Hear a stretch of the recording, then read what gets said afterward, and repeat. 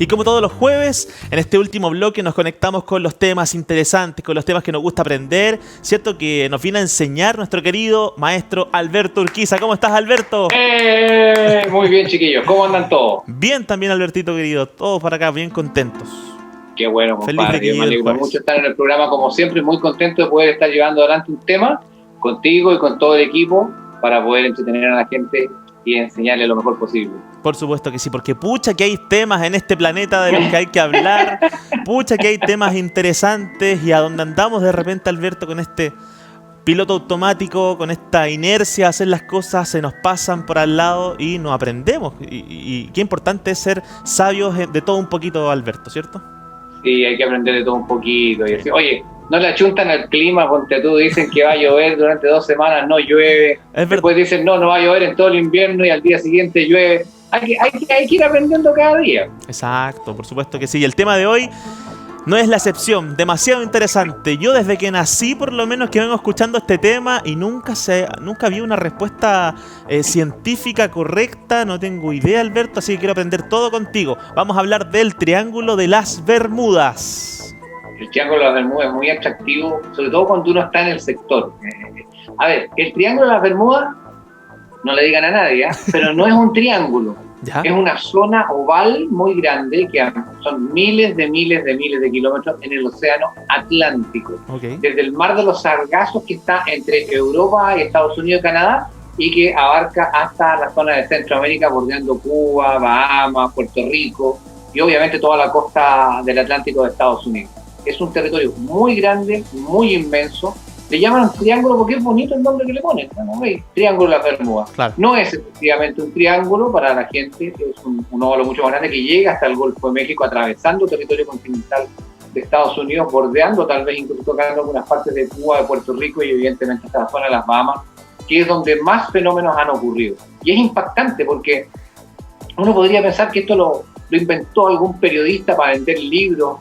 Y la verdad es que no, esto está basado en testimonios de los aborígenes, está basado en los testimonios de los españoles que llegaron en un barco, estamos hablando de 1500, 1492 en adelante, luces debajo del agua, luces que emanan como antorchas desde el interior del agua, luces en el cielo que se mueven rápidamente, no como estrellas lentamente, y estamos hablando de cosas de hace 500, 600 años atrás, y evidentemente lo que nos impacta más es ya en este siglo XX, donde en un momento determinado empiezan a desaparecer barcos de la Armada con 300 personas a bordo, aviones con vuelos de pasajeros, aviones de guerra de combate como los Avengers TBM en el año 1945.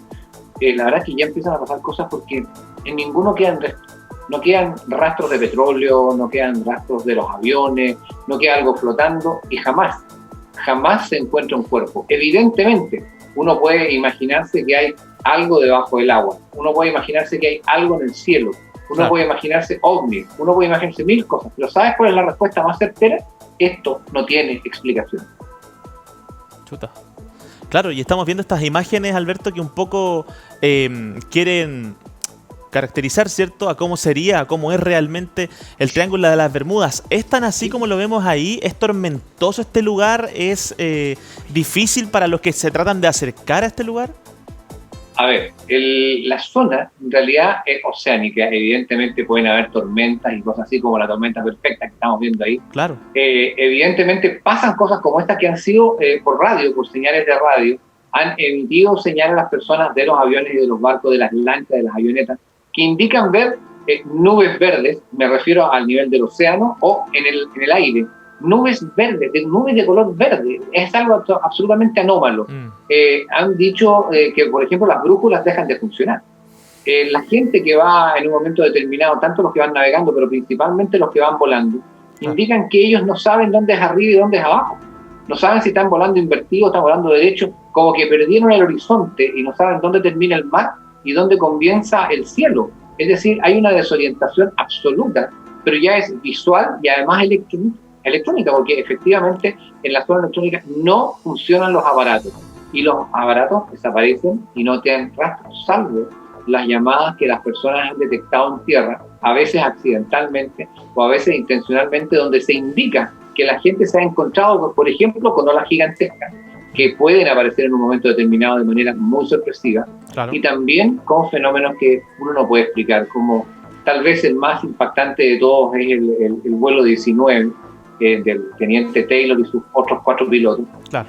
La verdad es que los 5 aviones desaparecer de una manera contactados radialmente y no pudieron llegar a la pista, y finalmente los últimos llamados fueron minutos antes de estrellarse en el océano en un lugar desconocido, donde ellos volaron en un sentido, volaron en otro sentido y jamás pudieron tener la ubicación. Y cuando se les manda otro avión, un avión de estos que aterriza en el agua, Martin Mariner, y la verdad es que el avión Martin Mariner también desaparece, sin dejar ningún rastro. Y hasta el día de hoy, por más que algunos han dicho, mira, los encontraron, no, lo que encontraron fueron otros aviones, porque los números de los aparatos no coincidían con los del vuelo 19. Estando en contacto, nadie los pudo ayudar. Hay gente que ha hecho vuelos en un momento determinado que tienen que demorar 2 horas y media, 3 horas, y a la hora 15 están llegando a su destino, y nadie entiende cómo pudieron llegar tan rápido, porque ni siquiera con vientos favorables podrían haber viajado tan rápido. Claro. Oye, Alberto, ¿cuáles son las principales leyendas respecto al Triángulo de las Bermudas? ¿Cuáles son las hipótesis? ¿Cuáles son las conspiraciones que se hablan respecto a esto? ¿Qué podría ser? La Atlántida. La Atlántida. El hecho de que exista en el fondo marino restos de una ciudad que estaba principalmente en una isla sobre la superficie, claro, y que ésta se hundió y quedó parte de restos de esta ciudad, tal vez con energía muy poderosa, ajá, que son las que absorben y hacen hundirse los barcos y obviamente atraen a los aviones hacia su centro y los hacen desaparecer. Claro. La teoría de la Atlántida, con este misterio de que podrían ser cosas que existían ahí en la zona de Bimini, en la zona justamente entre las Bahamas y Estados Unidos, es como la teoría que más les gusta a la gente hablar. Pero yo debo reconocer que yo, habiendo estado allá durante 15 años, viajé a la zona de Florida, a la zona de Miami, viví en Miami, estuve muchas veces, navegué en la zona del famoso Triángulo de las Bermudas, casi me saco la mugre en un avión en el Triángulo de las Bermudas, no estaría contándole los datos hoy día, estaría contando la anécdota a ustedes de que un fulano chileno desapareció en el lugar. Espera, y la verdad es que lo que pasa... Te subiste a un avión, fuiste al Triángulo de las Bermudas, ¿y cómo es esa experiencia? ¿Lo recorres por alrededor? Porque los pilotos saben que no se pueden como pasar por encima. ¿Cómo es la experiencia? En un avión de la Braniff International, ¿ya?, cargado de pasajeros. Braniff International en esa época eran pintados por los pintores Calder, que eran unos colores muy llamativos, era tal vez junto con Pan American la línea aérea más importante del mundo. ¿Ya? Y viajamos de Santiago-Lima, y Lima hicimos el vuelo directo a Miami. Cuando vamos cruzando el Golfo, llegando por la punta de Fort Lauderdale a Estados Unidos, a Miami, de pronto el avión pierde el control. El avión pierde el control y empieza a descender violentamente. Esas cosas que tú sientes que te vas levantando en el aire, que te quedas pegado arriba, pero horrible, pero segundo tras segundo bajaba. Es decir, el avión se estaba cayendo y las turbinas a toda fuerza, a toda potencia, con toda la energía estaban tirando toda la potencia que podían para que el avión no se cayera. Finalmente, según mi visión, que puede ser producto del terror, el avión no puede haber estado más de 300 o 400 metros. No puede, era imposible. ¿Sabes por qué? Veía los peces. Y se le veía el reflejo de los ojos que brillaban con el sol a los peces que se habían plateado principalmente. Era impactante. La gente gritaba dentro del avión. Fue un desastre. Yo estaba con mi madre en ese vuelo. De pronto, producto de todo este terror, obviamente de repente el avión, imagínate, de 8.000 metros de altura, bajar casi a 500 metros de altura, es un viaje, la verdad que no se la doy a nadie. Yo entiendo cuando han habido accidentes, cuando ha desaparecido gente o ha muerto gente en un accidente, yo entiendo lo que pasó en esos segundos que son eternos. Claro. Viejo, y cuando el avión simplemente en un momento determinado empieza de repente a levantar vuelo, empieza a levantarse lentamente, tal como cayó, empieza a levantarse, hasta que finalmente ya el piloto habla por los parlantes e indica que ya han retomado el control y que el avión está volando normalmente. A los pocos minutos aterrizamos en Miami. Alberto, fue tan impactante que cuando... Sí, es una tremenda experiencia. Quería preguntarte si el piloto, en ese momento cuando esto se produce, ¿él tiene alguna información? ¿La había pasado antes? ¿Qué les dice a ustedes por los parlantes cuando están pasando por este momento cerca del Triángulo de las Bermudas? ¿Ustedes me permiten una chilenidad? Dele nomás. Los pilotos, las azafatas y nosotros estábamos todos cagados de miedo y no podíamos creer lo que estaba pasando, porque era un espanto. O sea, de los gritos, de la desesperación, de las lágrimas, de los chillidos en un momento determinado. De yo sentir y me imagino los pilotos cuando movían las máquinas y se aceleraban los motores, bajaban y se aceleraban los motores, cuando logran controlar eso. Claro. Cuando se logra y el piloto dice que que han logrado tomar control de la aeronave nuevamente, la gente grita, aplaude y las azafatas salen con las botellas de champaña y con copas en las manos y le empiezan a pasar vasos a todo el mundo y empiezan a repartir champaña, whisky. Compadre, cúrense, weón, quedan minutos para que aterricemos, pero mala cueva. Cuando el avión aterriza, el aeropuerto de Miami es gigantesco. Claro. El piloto, anormalmente, el piloto sale de su cabina desde el momento en que abren las puertas. Yeah. Y cuando las personas van pasando, todos lo abrazan llorando y le dan las gracias. Y el piloto, lo único que decía era gracias a Dios, gracias a Dios, porque nunca supimos. Mi mamá trabajaba en la aerolínea, mi mamá era jefe de comunicaciones de Braniff International, y la verdad es que ellas jamás le pudieron dar una explicación de qué es lo que había ocurrido. Y esto no quedó para mí en ningún dato, pero lamentablemente, debo decir lamentable porque fue una experiencia horrenda, claro. Me quedó aquí para toda la vida y evidentemente volando frente a Miami en el Triángulo de las Bermudas y tener un incidente de este tipo es inolvidable. Es decir, Alberto, te queda clarísimo que esto es real, que ahí pasan cosas, ¿cierto?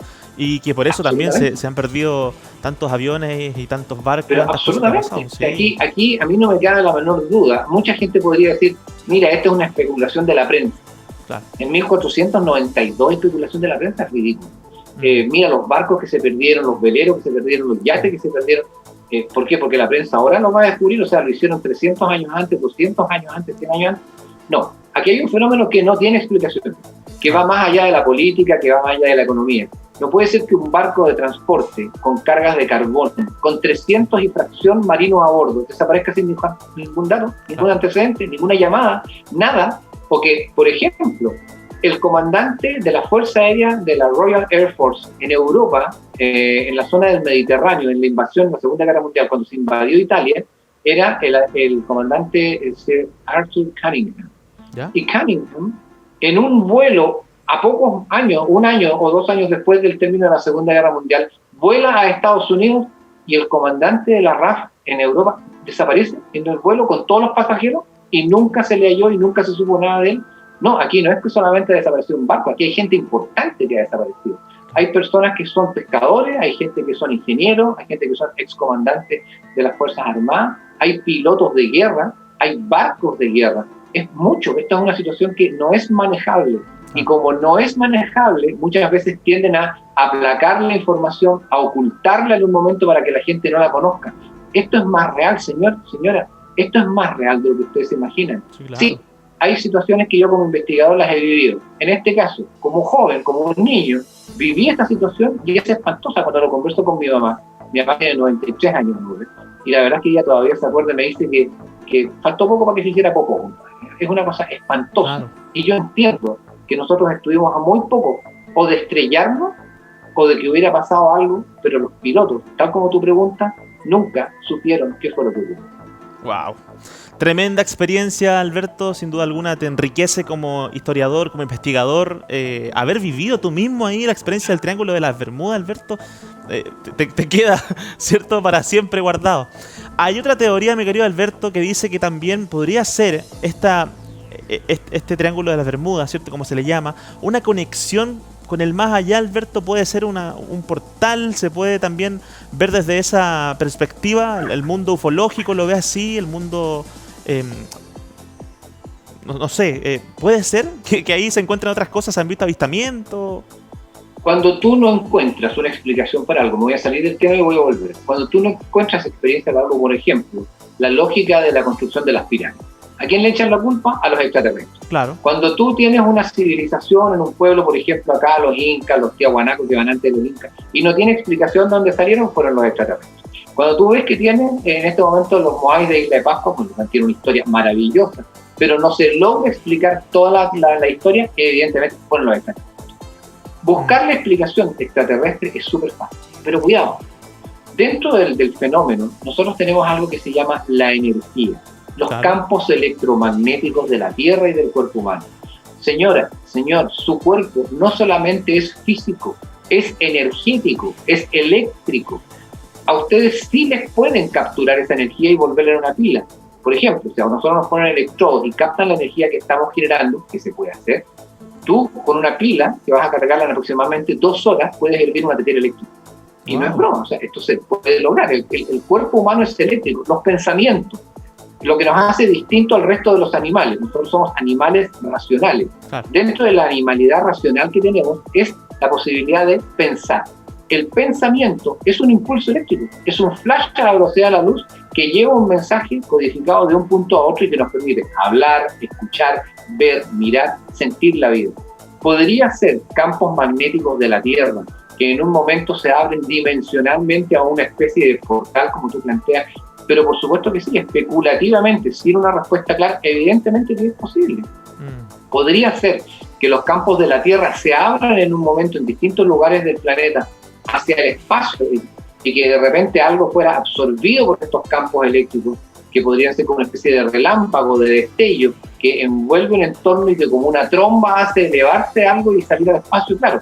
Pero hasta ahora los astronautas jamás han visto un barco o un avión volando en el espacio, no lo hemos topado por eso. Claro. Pero ¿y qué pasa si es dimensional? Hace poco tiempo atrás nosotros pensábamos que la dimensión en la que vivíamos era la única. Hace 500 años atrás nosotros pensábamos que vivíamos en el centro del universo. Hace miles de años atrás pensábamos que el Sol era Dios. La verdad es que el tiempo nos ha ido dando que van cambiando las cosas y vamos aprendiendo cada día más. Y en este momento la física cuántica, inventada, hecha pública el 14 de diciembre del año 1900, nos permite darnos cuenta de que no sabemos nada de nuestro entorno. Las dimensiones no son 2, ni 3, ni 4, son muchas más. Y esas multidimensiones, llegar a la teoría de cuerdas o a la física cuántica que nos dice que tenemos mundos paralelos, multidimensiones, que pueden ser tal vez vistas más cinematográficamente, claro, pero que no se corresponden a la cinematografía, se corresponden a la realidad física, en donde efectivamente hay cosas que rompen la estructura, que las cosas no son como nosotros creemos. Y aunque parezca increíble, no es ni la fe ni la creencia simplemente en cualquier cosa especulativa, es la ciencia la que nos está llevando al extremo para poder explicar tal vez en algún momento que estos campos magnéticos son verdaderos portales a una dimensión distinta a la nuestra.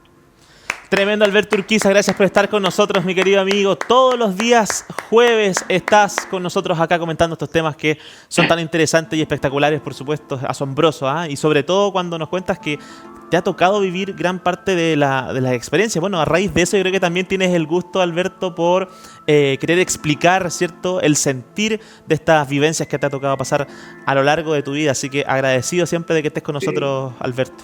Sí, de todas maneras, la verdad es que es impresionante que uno como investigador investiga, sí, pero de repente es muy bueno tener experiencias como tener un ovni muy cerca, a 30 metros de distancia, tener una situación como esta en el Triángulo de las Bermudas es impactante. Está escrita en mi libro, está escrita en el libro de Bienvenido a la Hermandad, que está agotado, pero en todo caso está escrito. Ah, pues lo queremos, pues lo queremos. Sáquelo. Y hoy día, 74 años desde que se inventaron los platillos voladores. Mire. Hace 74 años, el 24 de junio de 1947, Kenneth Arnold dio una serie de objetos voladores no identificados volando sobre unas cordilleras en Monte Rainier, en Washington, ¿ya? Y de ahí un periodista le preguntó qué es lo que había visto, cómo eran los objetos que él veía. Y él dice que los objetos eran como platos de café invertidos.